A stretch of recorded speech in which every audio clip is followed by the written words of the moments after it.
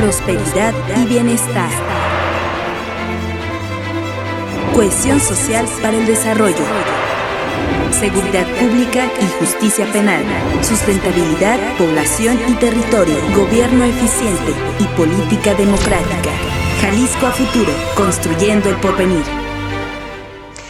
Hola, ¿qué tal? ¿Cómo está? Enorme gusto en saludarle en su programa Jalisco a futuro. Y como le hemos dicho en programas anteriores, bueno, pues esta es una propuesta realizada por especialistas de esta Casa de Estudios de la Universidad de Guadalajara para decir en diferentes ramas o áreas importantes para el Estado cómo nos encontramos en estos momentos y cómo podríamos estar para el 2030. Nuevamente le damos la bienvenida y permítame saludar a los invitados en esta ocasión. A la doctora Claudia Díaz Pérez, quien es profesora investigadora del Departamento de Producción Económica de la UAM Xochimilco. Bienvenida. Muchas gracias por la invitación, un gusto estar con ustedes. Muchísimas gracias. También saludo a la doctora Ruth Padilla Muñoz, rectora del CUSEI. ¿Cómo está, doctora? Muy bien, gracias, Josefina, por la invitación. Muchísimas gracias. Al ingeniero Alfonso Pompa Padilla, secretario de Innovación, Ciencia y Tecnología del Gobierno de Jalisco. Ingeniero, bienvenido. Un gusto estar aquí en compañía de tan distinguidas personalidades para un tema tan interesante. Muchísimas gracias. Y el doctor Carlos Iván Moreno, coordinador general académico, también de esta Casa de Estudios de la Universidad de Guadalajara. Bienvenido. Muchas gracias, Josefina. Un gusto estar aquí. Gracias por la invitación. Ciencia, tecnología e innovación, el tema que nos ocupa. Si les parece, vamos a la siguiente cápsula informativa y así arrancamos.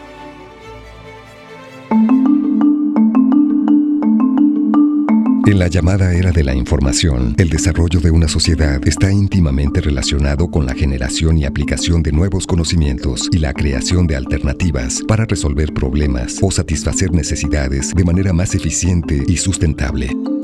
En estas condiciones, el fomento de la ciencia, la tecnología y la innovación se vuelven importantes prioridades de política pública. Por todo ello, el análisis de Jalisco a futuro incluye una valoración de los logros y desafíos del Estado en esta dirección. ¿Cuáles son las principales problemáticas que enfrenta la entidad en materia de ciencia, tecnología e innovación? ¿Qué las ha provocado? ¿Qué iniciativas deben favorecerse para obtener mejores resultados? El diagnóstico detecta 4 problemas principales.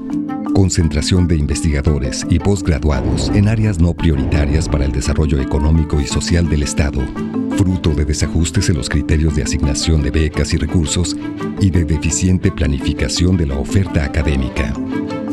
Disminución de participación en proyectos con industria o en proyectos beneficiados con fondos concurrentes, lo que significa la pérdida de oportunidades para desarrollo tecnológico e innovación empresarial. Reducción de exportaciones de alta tecnología, debido a un bajo desarrollo tecnológico propio y a dependencia de empresas multinacionales que privilegian localmente los procesos de ensamble, pero no los de invención. Limitada creación de empresas con carácter innovador, resultado de falta de capital de riesgo y escasos apoyos y estímulos para la apertura de nuevas pequeñas empresas, así como el predominio de una cultura empresarial más orientada a la comercialización tradicional que al cambio tecnológico. Debido a estas dificultades, el impacto de la ciencia y la tecnología en el desarrollo económico, social y cultural de Jalisco puede caracterizarse como modesto. La falta de definición e implementación sistemática de una gran agenda que integre a las diversas instancias involucradas ha propiciado inconsistencias en las políticas públicas dirigidas al sector, que operan sin mecanismos que alineen prioridades de desarrollo, formación y empleo de capital humano y asignación de recursos para investigación, generación de tecnología y vinculación con el sector productivo. Para remediar tal situación, se requieren iniciativas que reorienten la dinámica institucional del sector. Una vía promisoria apunta a un proyecto bajo el esquema conocido como cuádruple hélice, en el que intervienen el gobierno, la sociedad civil, el sector empresarial y la academia, cuya misión regular sea articular políticas públicas de ciencia, tecnología e innovación, dirigidas a la generación de beneficios sociales y económicos para los jaliscienses. Doctora Díaz Pérez, ¿cómo estamos en estos momentos? Yo diría que estamos ante un panorama de claroscuros. Jalisco definitivamente a nivel nacional ha encabezado los cambios, los avances y la resolución de retos en ciencia, tecnología e innovación. Sin embargo, y a pesar de que se han construido capacidades muy importantes en las tres áreas, tenemos más científicos capacitados de alto nivel. El papel de la UDG y de centros, por ejemplo, como el CIATEG, y los mismos hospitales que tenemos en el Estado, pues han llevado a que el Estado encabece a nivel nacional muchos esfuerzos en términos de investigadores, en términos de patentes, en términos de posgrados.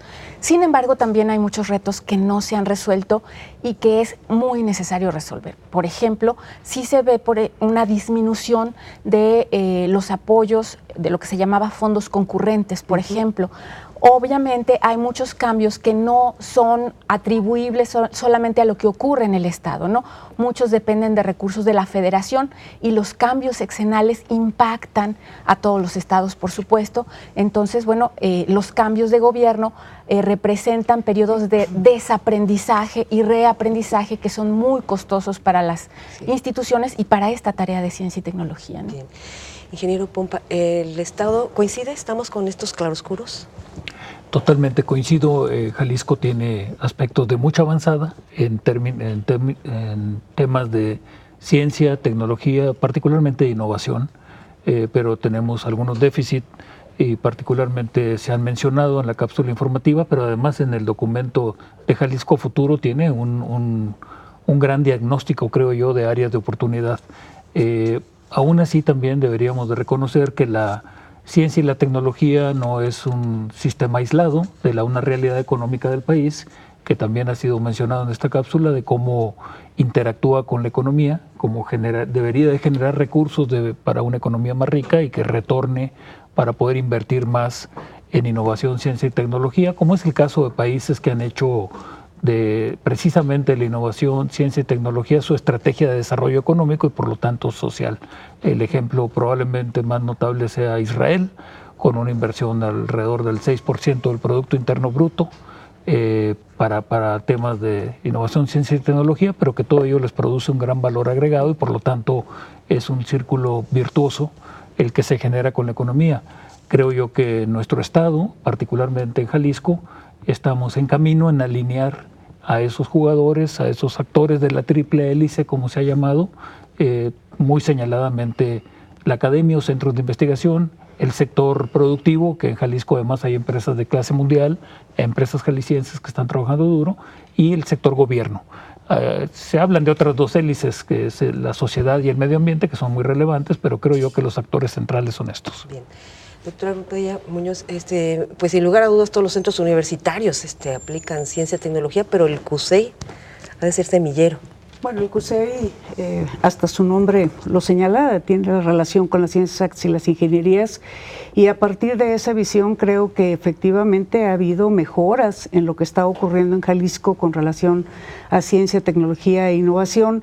Si bien aparentemente no tenemos todavía los avances necesarios y suficientes, lo cierto es que si actualizamos los indicadores a partir de los cuales estamos haciendo un diagnóstico, sí hemos mejorado, incluso con esta vinculación con las empresas, pero desafortunadamente todavía no logramos que las empresas inviertan con nosotros para hacer el desarrollo de proyectos de investigación y resolución de problemas. En todo caso es incipiente, no solamente en el centro donde yo me encuentro, sino también en otros centros universitarios que están trabajando al respecto, como sería el Centro Universitario de la Ciénega, el Centro Universitario de los Lagos, el Centro Universitario de la región de los Valles, y bueno, de alguna manera otros centros universitarios, cada uno de alguna forma se ha ido especializando en cierta rama, sea de la ciencia, de la tecnología, de la innovación, ciencias de la salud, por ejemplo, es otro elemento importante. Pero creo que sí necesitamos un mayor enlace con las políticas públicas de inversión para el desarrollo de ciencia y tecnología. A mí me preocupa mucho cuando se habla de la formación solamente para problemas prioritarios del Estado, porque evidentemente la Universidad de Guadalajara tiene la obligación como universidad pública de seguir produciendo conocimiento de frontera básico que no necesariamente es redituable en términos económicos en el corto plazo, sino que la inversión significa un proceso de mucho más largo plazo. Sin embargo, parece ser que ahora las empresas están dando cuenta de la importancia de algunas formaciones básicas como la matemática y la física. Tenemos cada vez más demanda de egresados de matemáticas, más demanda de egresados de física, y eso tiene que ver, por supuesto, con todos los procesos y sistemas de digitalización, de algoritmia, etcétera, para la solución de problemas de las industrias. Bien. Tengo que hacer una pausa, doctor Moreno. Después de la misma, le doy la palabra. Con gusto. Por favor, regresamos.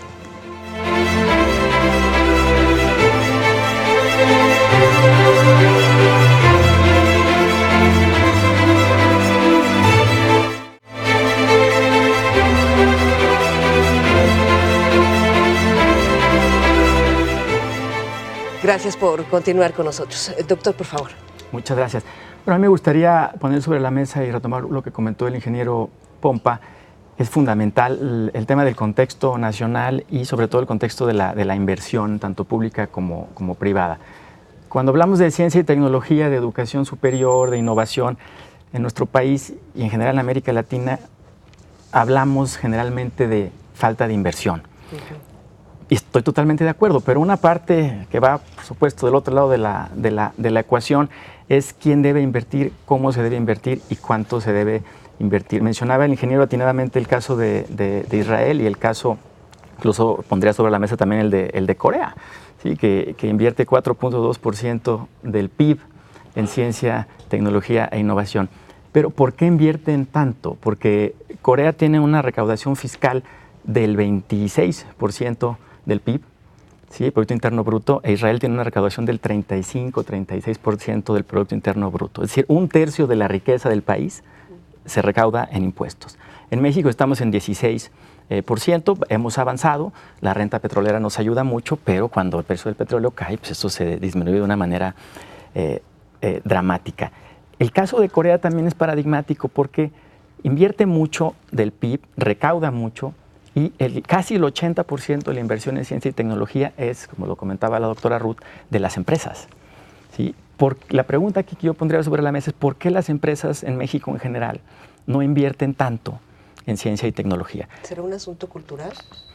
Yo creo que puede ser, bueno, podríamos, a final de cuentas, pues todo se podría interpretar como cultural, pero es un tema de incentivos, ¿sí?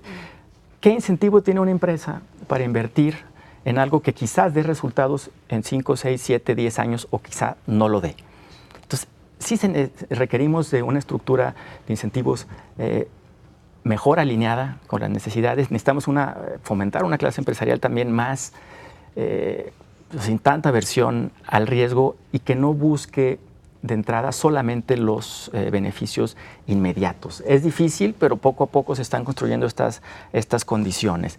Comentábamos hace un rato el caso de Carlos Slim. ¿Por qué Carlos Slim, uno de los hombres más ricos del planeta, invierte en el MIT Media Lab cerca de $20 millones anuales por tener un espacio y no los invierte, o quizás no los invierte en esa magnitud en universidades mexicanas? Bueno, pues porque se ven que están en un ecosistema donde puede eventualmente haber un beneficio para sus empresas. Entonces tenemos que entender muy bien los distintos incentivos de la famosa triple hélice, los incentivos de la industria, los incentivos de la universidad y los incentivos del gobierno. Y esto lo abordaré un poco más a detalle sí. en el siguiente bloque. Bien, ahora sí me gustaría, si me lo permiten, abundar en este punto de lo que invierten estas naciones de su PIB a ciencia y tecnología. Israel 6%, Corea 4 y cachito. 4.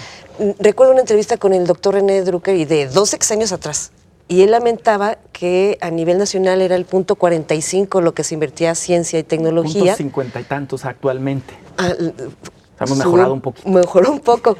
¿Qué se espera en esta administración, doctora? Bueno, en esta administración el panorama se ve difícil, pero yo me iría un poco más atrás y antes que comparar a México con Israel o con Corea, bueno, plantearía que Corea en los 60, recordemos, estaba peor que México, ¿no? En términos de ingreso per cápita, de inversión en ciencia y tecnología, de instituciones dedicadas a innovación, etcétera.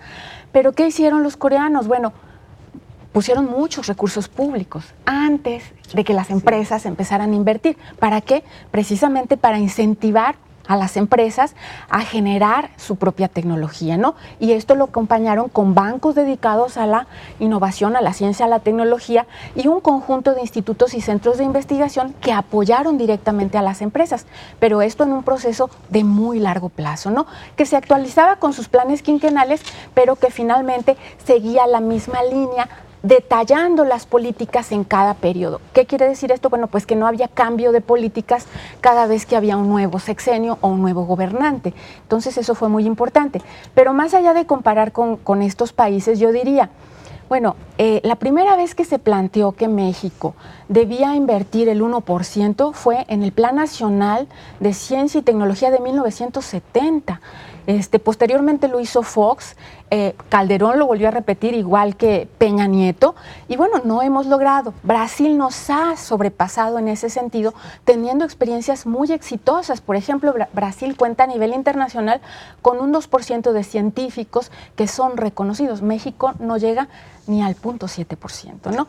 Entonces aquí tenemos problemas de desinversión muy importante y en este periodo, digamos, las cosas no pintan bien para la ciencia y la tecnología en términos de inversión.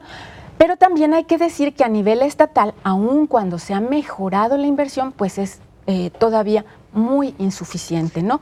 Entonces tenemos problemas, digamos, en todos los niveles y no es un problema solamente de inversión, sino también de regulaciones e incentivos inadecuados. Ingeniero Pompa, y en Jalisco, ¿cuánto se le está invirtiendo? Bueno, del gobierno del Estado, la inversión, digamos, directa más identificable con respecto a ciencia y tecnología es lo que invertimos en el COETSIJAL, que es alrededor de 140 millones de pesos al año. No es despreciable y mucho menos despreciable si lo podemos multiplicar por fondos concurrentes, ya sea de la iniciativa privada o que podamos hacerlo con algunos otros fondos federales. En algunos casos ha sido del CONACYT, de algunas otras dependencias o de organizaciones internacionales. Pero además, pues hay obviamente lo que la propia Universidad de Guadalajara invierte en un ecosistema muy fuerte de ciencia, tecnología e innovación, y además hay otras actividades que realiza la propia Secretaría.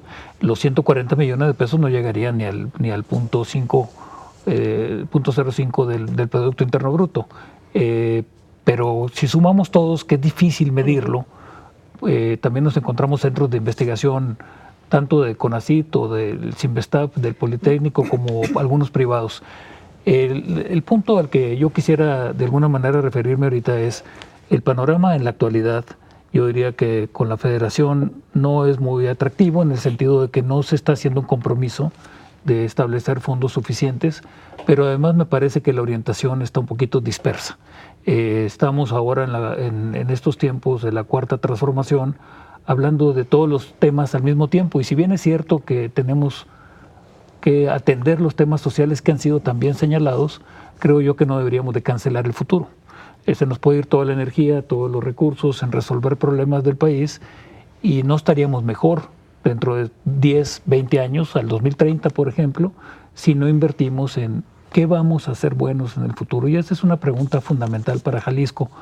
No tengo la respuesta completa, pero volviendo al caso que hemos hablado tanto ahorita de Corea, que si bien es condiciones totalmente diferentes, yo creo que algunos de estos tigres del Asia nos han enseñado que no solo fue ciencia y tecnología, sino una política industrial y social la que hizo que salieran adelante.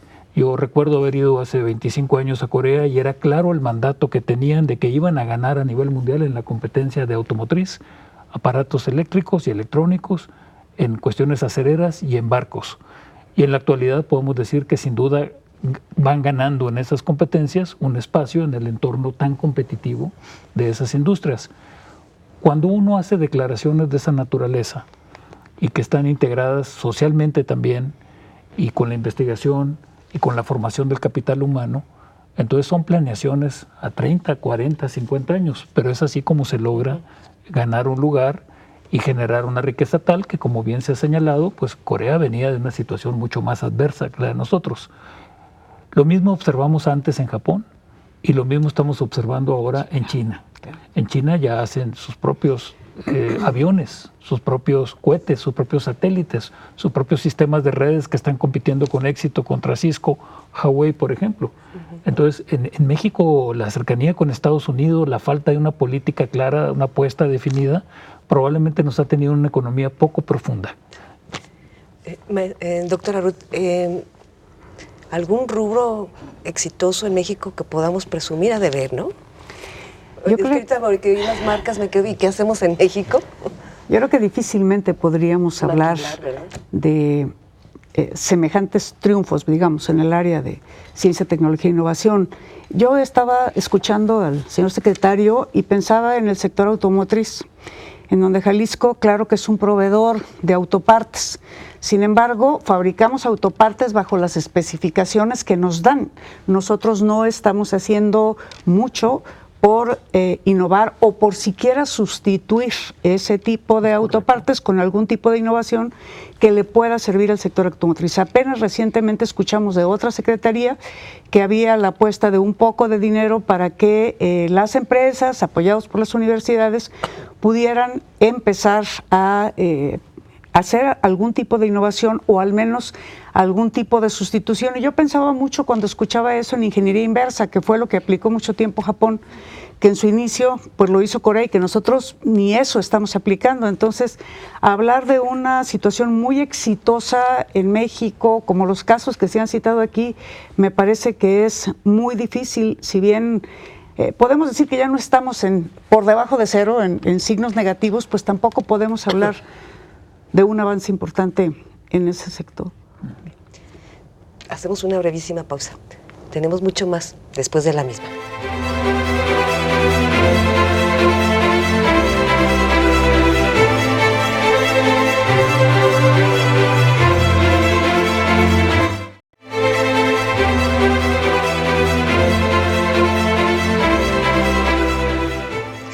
Ciencia, tecnología e innovación. Muy posiblemente alguien de nuestra audiencia estará preguntándose, y quisiera ponerme en sus zapatos, y todo esto de lo que estamos hablando, ¿para qué nos sirve si algún día viviremos mejor?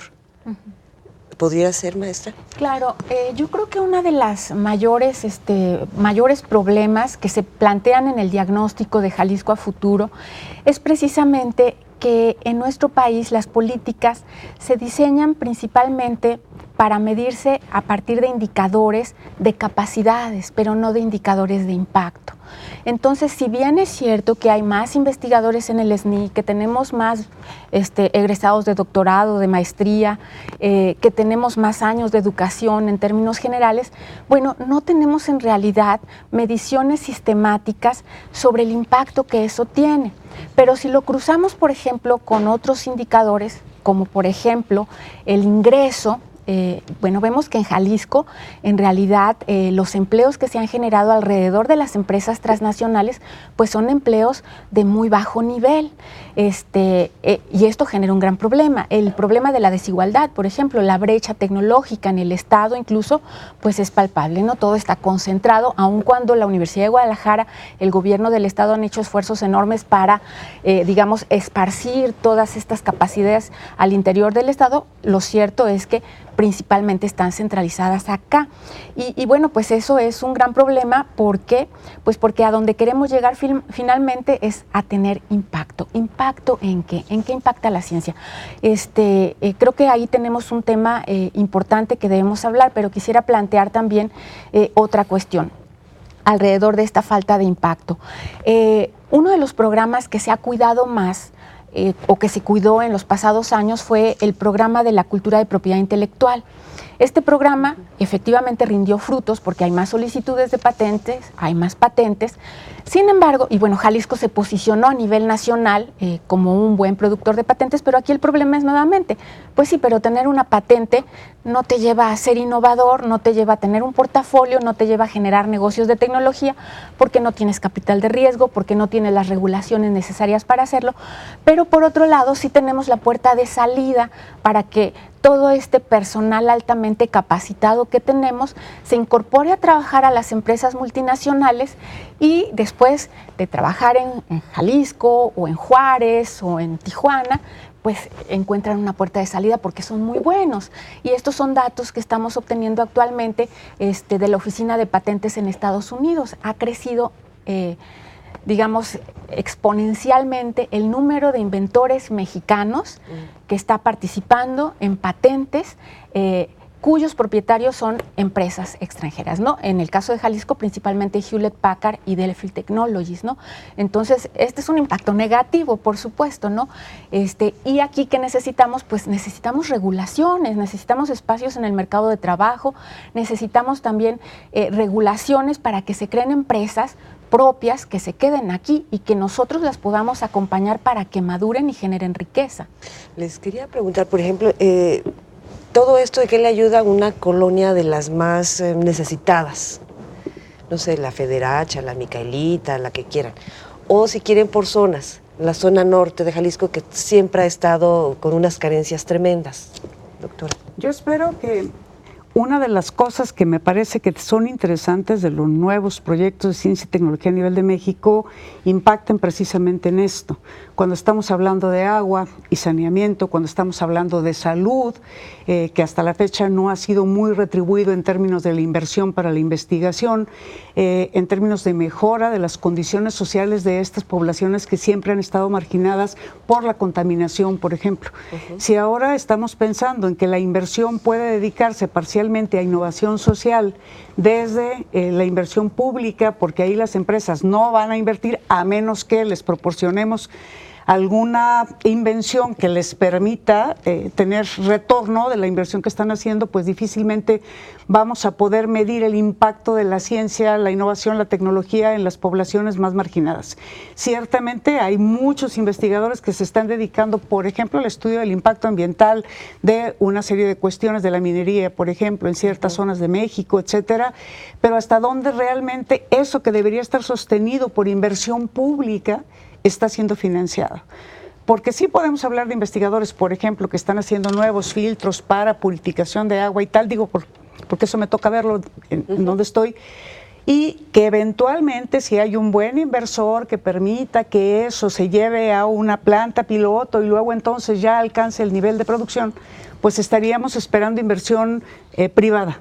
Pero cuando estamos hablando de impacto en la salud, impacto ambiental, saneamiento, manejo de residuos, etcétera, pues yo creo que debería de haber una fuerte inversión pública y si de veras CONACYT va a invertir recursos para la investigación y el apoyo a este tipo de proyectos, pues cuando menos habrá una pequeña luz en el oscuro panorama que se pinta en este momento en el país. Nos quedan 4 minutos antes de ir a la pausa, pero al ingeniero, doctor, y a las doctoras, al tema del agua. En El Salto tienen 4 décadas con una contaminación tremenda. Demostrada. Tienen unas plantas de tratamiento que no están tratando el agua. Aquí es donde debería de entrar la ciencia, la tecnología y la innovación, por dar un ejemplo, porque entran en todas las áreas. Demostrado esa contaminación tremenda, gente que muere todos los días o tiene problemas renales, de cáncer, un largo, etcétera, etcétera. ¿Qué pudiéramos hacer? El gobernador hizo su propuesta de qué hacer. La propuesta que hizo ayuda, eso lleva ciencia y tecnología, o pudiera a lo mejor hacer mancuerna ahorita con la doctora y algo hacer con CUSEI, algo, no sé. Bueno, sin duda es uno de los proyectos prioritarios, toda la cuenca del río Santiago, que está muy contaminada y ha sido probado. Y esto tiene problemas de todo tipo, pues los inmediatos de la salud, por supuesto, para las personas que habitan ahí cerca, todo lo demás que puede venir a afectar incluso a la producción del campo y en fin, es un tema ya casi de un ecocidio y es una apuesta muy fuerte que está haciendo el gobernador. Yo tengo gran ilusión de que al resaltarlo de ese nivel podamos realmente conseguir recursos que sí existen en uno de los PRONACES que ha sido más, digamos, activamente promovido por el CONACYT, es el tema del agua. Y por cierto, ayer en Jalisco también, en Coetzical, anunciamos al menos 40 millones de pesos para programas para científicos que atiendan las prioridades estratégicas del Estado. Y entre ellas viene, por supuesto, el tema del agua y vienen muchos otros los temas de pobreza que mencionaron, donde queremos aprovechar la base científica para que trabajen en resolver problemas sociales. No podemos estar ni en contra, ni ajenos, ni apáticos con el tema de aplicar la ciencia y la tecnología para resolver temas sociales. Ingeniero, pero precisamente, ¿en dónde está ese apoyo científico en el caso concreto? Si las plantas tratadoras no tratan. Bueno, el tema al que iba es que no todo es innovación, ciencia y tecnología. El problema de que las plantas tratadoras no traten es básicamente costo de energía. Y el problema es que ahorita los municipios no tienen los recursos para pagar esas plantas, ¿no? Ahí no hace falta una gran tecnología, se sabe cuál tecnología puede ser la más económica y los recursos que hablé ahorita, por favor, no son más que el Coetzical, no es el recurso integral que va a venir para el tema del saneamiento del río Santiago, que tiene que ver no solo con plantas de tratadoras, sino con mucha producción agropecuaria que está contaminando el río también, cantidad de granjas e industrial, por supuesto, que están contaminando el río. Entonces, ¿dónde viene el tema de la ciencia, de la tecnología y la innovación?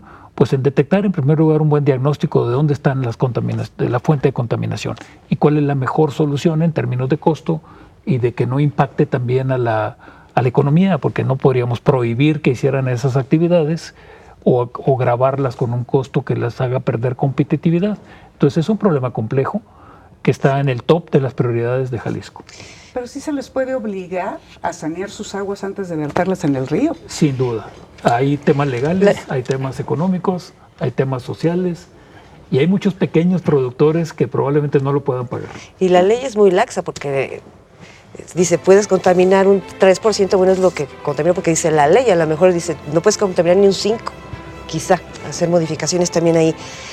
Doctor Moreno, después de la pausa le doy la voz, por favor, porque si estábamos hablando de que hay ciencia en salud, pues no les está llegando a una población porque está descuidado otro que es el agua, pero me parece que todo ahí encadenado.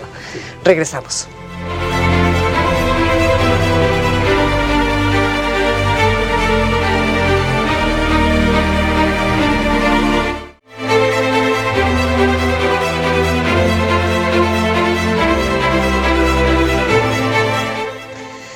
Doctor Moreno, por favor. Sí, gracias.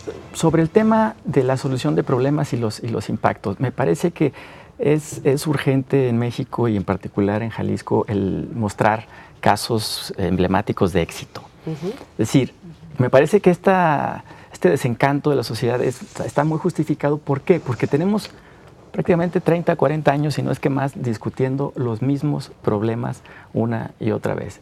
El tema de las inundaciones en temporada de lluvias, el tema de la sequía en temporada de no lluvias, el tema de la movilidad, el tema del transporte, etcétera, etcétera, etcétera. Entonces, son los mismos problemas recurrentes y crónicos. Y por otro lado, tenemos grupos de investigación muy sofisticados en el CINVESTAB, en la Universidad de Guadalajara, en el IPN, etcétera, etcétera, que están abordando esas problemáticas. Entonces, falta algo, hay una desconexión ahí estructural entre lo que los investigadores, los cuerpos académicos, los grupos de investigación están desarrollando y cómo se vinculan ya con las políticas públicas. Y menciono un caso que me pareció pues, hasta irónico, paradigmático, donde hace algunos años en Chapala se detectaron altos niveles de mercurio en algunos peces. ¿Quién investigó eso? ¿Quién desarrolló el caso de estudio y quién contribuyó a solucionar el problema? Con todo pesar lo digo, no fue la Universidad de Guadalajara, no fue la UNAM, no fue el CINVESTAB, fue Harvard. ¿Sí? Un profesor que se llama Enrique Cifuentes, mexicano, está en Harvard y de allá lo contactaron para que viniera un grupo de investigadores encabezados por Harvard a decirnos cómo estaba la situación. Y entonces, también, ¿qué estamos dejando de hacer las universidades y los centros de investigación en nuestro país, en nuestro estado, para poder desarrollar esas políticas que den resultados? Puede ser que el aura de prestigio de una universidad como Harvard, mejor una recomendación de ellos tiene más potencia, no lo sé, son hipótesis, pero urgen casos de éxito donde a través de la investigación se puede resolver un problema en distintas colonias, en Lomas del Centinela, en temas de desigualdad, en temas de movilidad, etcétera, etcétera, etcétera. En la región norte de Jalisco necesitamos dar resultados concretamente y eso creo que puede generar efectos multiplicadores. Bueno, en esta mesa está la academia, están los investigadores, está el Ejecutivo del Estado a través del ingeniero. y a lo mejor pudieran llevarse de tarea de cómo hacer esa cadena, ingeniero, porque el ejemplo de Harvard, pero el ejemplo de las investigaciones en el río Santiago, la han hecho gente de la UNAM y otras investigaciones, y descubren lo mismo que el de Harvard. ¿Sí? Que hay arsénico y que hay otros metales pesados. Y si ya está demostrado y si ya está dicho, entonces, ¿qué falta para hacer eso y aplicar la ciencia y la tecnología y aprovechar a nuestros investigadores? En ese caso que se dio, pero bueno, está el del transporte, está lo de la y un largo, etcétera, etcétera. Porque los estudios están. Ya, yo creo que ya no tengo que estudiar dónde se inunda, si ya sé dónde se inunda y cómo se inunda. En algunos temas. Lo que falta son decisiones, como se comentaba hace un momento, de hacer cumplir la ley y de generar las condiciones para que las políticas se implementen. Pero ya eso sale un poco del contexto y de los resortes de la academia. Y es un tema más de gobierno. Sí, así es. Y yo quisiera comentarte ahí una cuestión. La ciencia y la tecnología y la estructura que soporta la ciencia y la tecnología debe ser una estructura transversal, y es el planteamiento que está en Jalisco a futuro. La ciencia por sí sola no puede resolver todos los problemas. Necesita articularse con la política industrial, con la política educativa, con la política económica, necesita acompañarse para tener un impacto de un contexto institucional adecuado, regulaciones, financiamiento, etcétera, y que todos los actores se coordinen. Y esta es la parte más difícil, la coordinación. Entonces, esa es una de las propuestas centrales, cómo lograr la coordinación de recursos federales, estatales, locales, públicos, privados, internacionales, de asociaciones civiles, cómo trabajar en el largo plazo, porque no son problemas que se resuelvan de un día para otro cuando tienes que cambiar toda la maquinaria. Hay casos muy exitosos, más cercanos a nosotros, y rápidamente lo comento. En Brasil, por ejemplo, con la epidemia que hubo de SIDA en los 90s, había mucha investigación en las universidades y en los centros de investigación, pero las empresas no tenían capacidades, las empresas brasileñas, para desarrollar los antirretrovirales, pero el gobierno ya estaba, digamos, sobrepasado en términos de gasto para comprarse los medicamentos a las multinacionales. ¿Qué hizo? Rompieron las patentes e hicieron que las empresas entrenaran a las empresas brasileñas en la producción de estos medicamentos. Y ellos son autosuficientes ahora en este problema y convergieron la política industrial, la política de ciencia y tecnología, la inversión y la política de salud. Sí es posible, hay casos exitosos no tan lejanos, digamos, a países como México, en donde se puede lograr, pero con un trabajo de coordinación y de largo plazo sobre todo, porque ni la parte de ciencia básica, ni la resolución de problemas nacionales es algo que se resuelva en el corto plazo. Pero si hay un caso de éxito en México, por ejemplo, la producción de vacunas. Claro. Se producen aquí, se distribuyen aquí. Hablábamos de casos de éxito.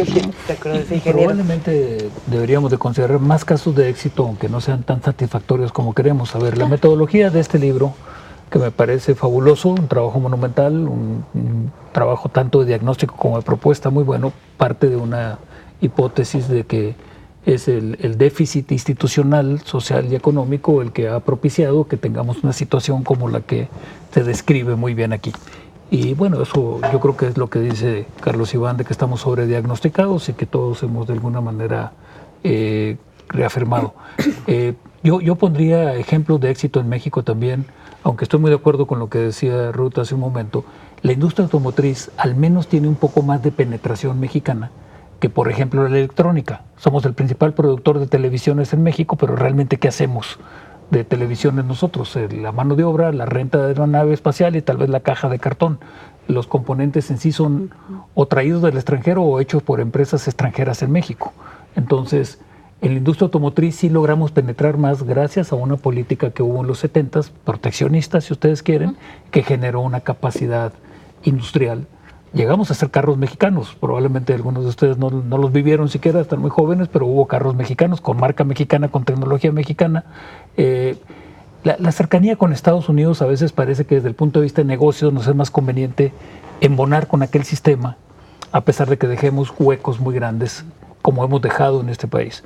Probablemente ha llegado el momento de, cuando menos, tener ciertas estrategias para generar vacunas, otros medicamentos mexicanos, dispositivos, lo que podríamos llamar una estrategia de que el mismo gobierno se convierta en un tractor de desarrollo de tecnologías propias, de la ciencia propia aplicada, pero tendría que ser una política mucho más allá que el alcance de la ciencia y la tecnología. Tiene que ser una política industrial, una política de gobierno que nos permita darle tracción a algunos de los iniciativas o industrias. Les pongo un ejemplo. Aquí mismo en Jalisco se ha desarrollado un tren autónomo inteligente que podría ser una solución al problema de movilidad en Jalisco. Pero tendríamos que tener una convicción suficientemente fuerte para poder brincar ese abismo que hay entre un proyecto que ya está caminando en un laboratorio, él siempre estaba aquí, a hacerlo empresa. Pero hay la posibilidad de hacerlo. Y así como eso, hay otras ciencias y tecnologías y modelos innovadores que podríamos sin duda dar el brinco como país. Vamos a hacer una pausa y dejamos una pregunta al aire de la ciencia y la tecnología, poca o mucha en todas las naciones. ¿Qué tanto han ayudado o no a este famoso cambio climático que se ha mencionado? Lo relaciono por las teles que decía. Tenemos plasmas, tenemos celulares, autos que ya hasta son desechables, ¿no? No tienen esa durabilidad como antes. Con esto y más, regresamos.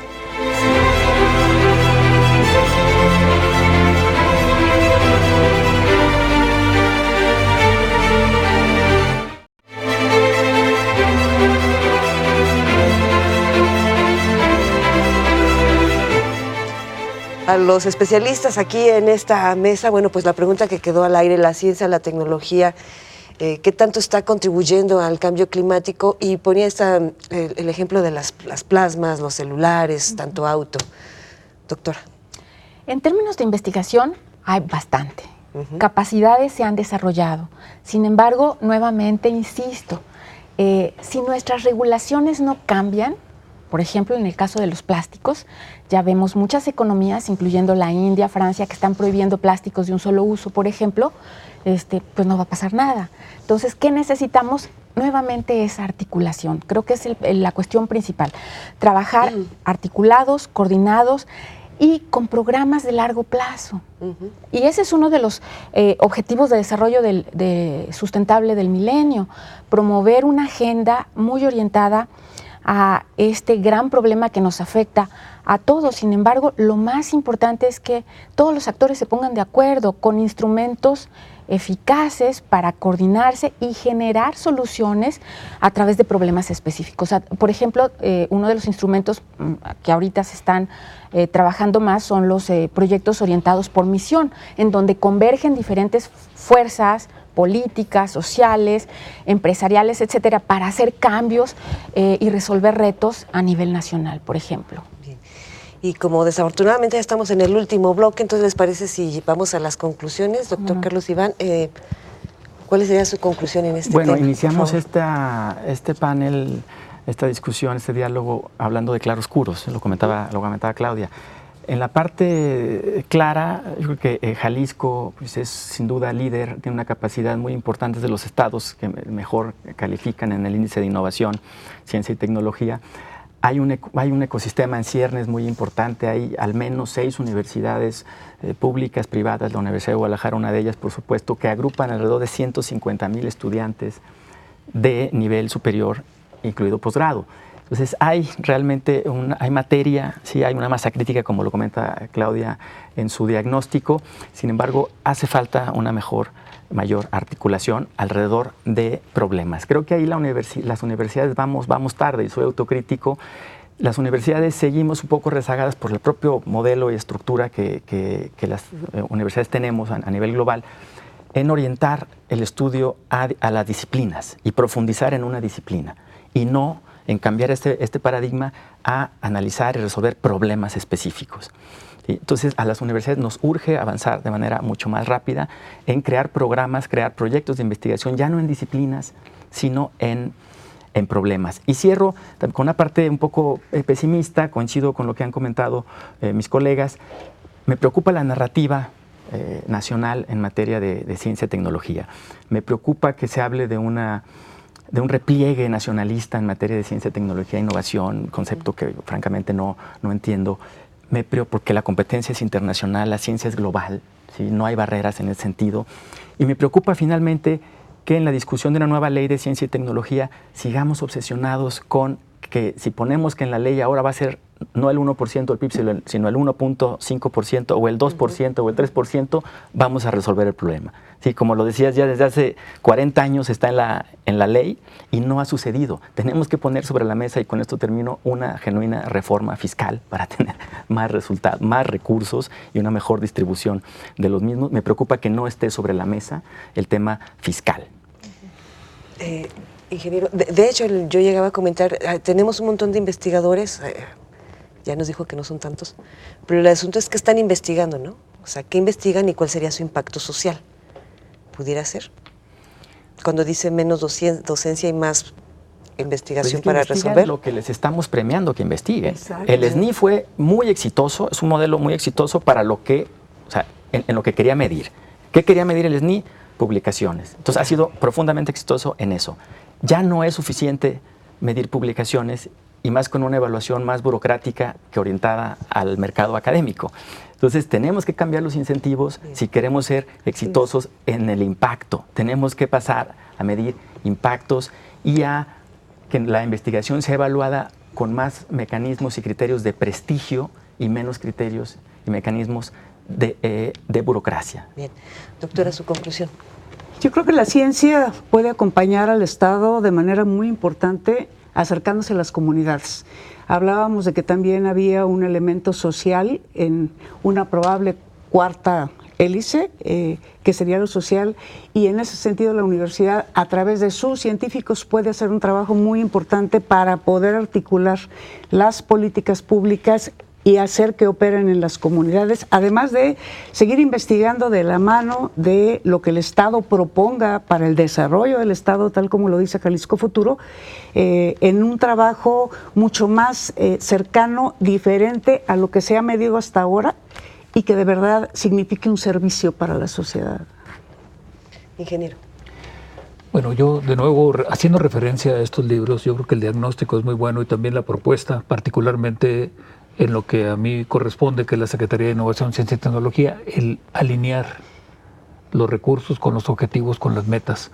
Si somos realistas, la agenda que se ha establecido a nivel federal, el presupuesto no va a ajustar para subir, yo diría que ni nada el porcentaje para ciencia y tecnología.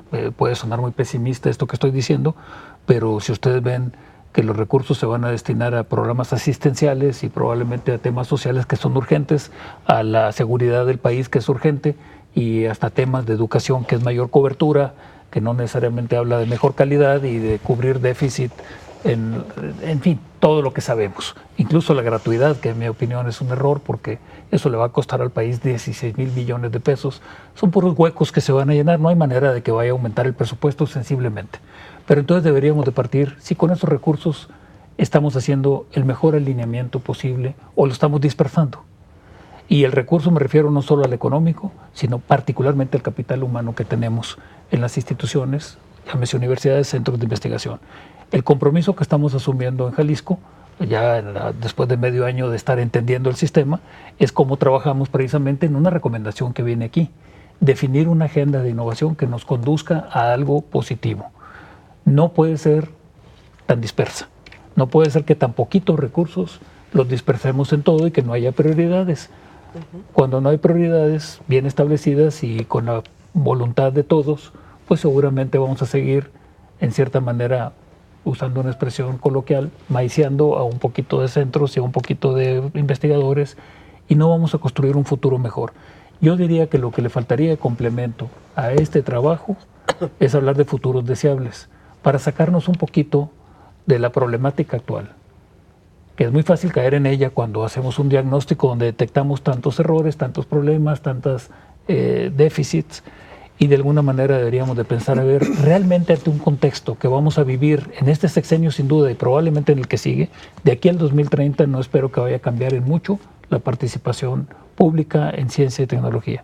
¿Cómo le hacemos y en qué nos enfocamos para poder generar un círculo virtuoso de generación de recursos? Y tenemos que hablar de recursos, y tenemos que hablar de regalías, tenemos que hablar de patentes, tenemos que hablar de generación de valor. De otra manera nos vamos a quedar atorados, incluyendo los temas sociales, por cierto, porque bien podríamos generar soluciones tan buenas para los temas sociales de México que se apliquen en todo el tercer mundo. Y eso nos podría hacer expertos en ello y generar también tecnología.